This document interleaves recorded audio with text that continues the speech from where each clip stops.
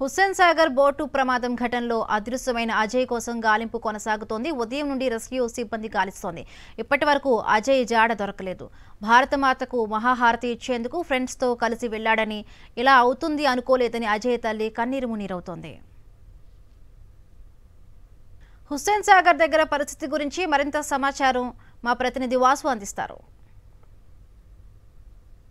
Necklace road peoples ప్లాజాలో నిన్న జరిగినటువంటి boat అగ్ని ప్రమాదానికి సంబంధించినటువంటి ఆ బోటు దగ్గర మనం ఉన్నాం. ప్రస్తుతం మీకు ఒకసారి ఎవరైతే అజయ్ అనేటువంటి యువకుని ఆచూకీ ఇప్పటిదాకా లభ్యం కాలేదో అతను ఈ బోట్లోనే ప్రయాణించాడు. ఆ తర్వాత ఎక్కడికి వెళ్ళాడు, వాటర్లో దునికాడని ఆయనతో ఉన్నటువంటి ప్రత్యక్ష సాక్షులు అతని స్నేహితులు చెప్తా ఉన్నారు.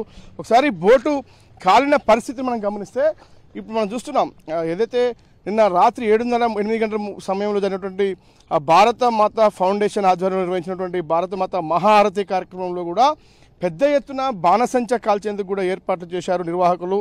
కానీ మరో బోట్లో అక్కడ మధ్యలో బాణసంచ ఉన్నటువంటి బోటు కాకుండా ప్రస్తుతం ఇక్కడ మన లుంబిని అనే ఏదైతే MB2 అనేటువంటి లాంచ్ కనిపిస్తుందో ఇక్కడే అజయ్తో పాటు మరికొంతమంది విద్యార్థులు, అంటే దీనికి కెపాసిటీకి మించి చాలా పెద్ద ఎత్తున కూడా ఇక్కడ జర్నీ చేశారు. ఇలా ఎక్కడ కూడా ఫైర్ సేఫ్టీ ప్రికాషన్స్ లేకపోవడమే ప్రమాదానికి కారణమైందని కూడా ప్రత్యక్ష సాక్షి చెప్తున్నారు. కుటుంబ సభ్యులు ఆందోళన ఆవేదన వ్యక్తం చేస్తారు. చూస్తున్నాం, ఒకసారి బోట్ను మనం పరిశీలిద్దాం. ఇక్కడ ఉన్నటువంటి ఆ బోటు ఎవరైతే డ్రైవింగ్ చేస్తారో అతనితో పాటు మిగతా అక్కడ ప్రయాణించినటువంటి వ్యక్తులకు సంబంధించి అసలు ఏ విధంగా అక్కడ తప్పించుకునే అవకాశం ఉంది, ఎంతవరకు ప్రికాషన్స్ ఉన్నాయి, ఎంతవరకు సేఫ్ జాకెట్లు ఉన్నాయి చూస్తున్నాం. ఇక్కడ ఎక్కడ కూడా లోపల కనిపించినటువంటి పరిస్థితి, మొత్తం పూర్తిగా ఇన్సైడ్ బోట్ అంతా కూడా కాలిపోయినటువంటి పరిస్థితి మనకు కనిపిస్తూ ఉంది.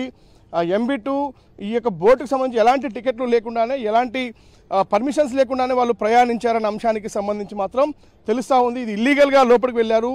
ఏదైతే అక్కడ క్రాకర్స్ ఎక్కడైతే కాలుస్తూ ఉన్నారో దాని దగ్గరికి వెళ్ళే ప్రయత్నం చేశారు. దగ్గరికి వెళ్ళిన తర్వాత ఒక్కసారిగా మంటలు ఎగిసిపడి ఇక్కడ ఉన్నటువంటి బోటు కూడా మంటలు అలుముకోవడం జరిగింది.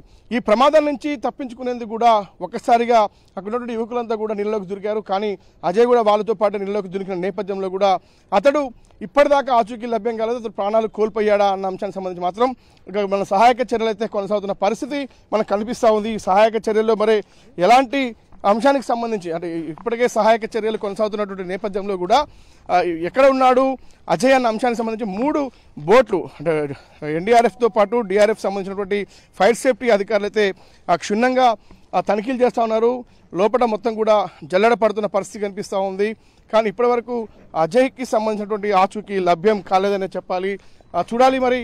ఇక్కడ చూస్తున్నాం, బోటు దగ్గరలో మనం ఉన్నాం. సాక్షి ఎక్స్క్లూజివ్గా బోటు పరిసర ప్రాంతాల్లోకి వచ్చింది.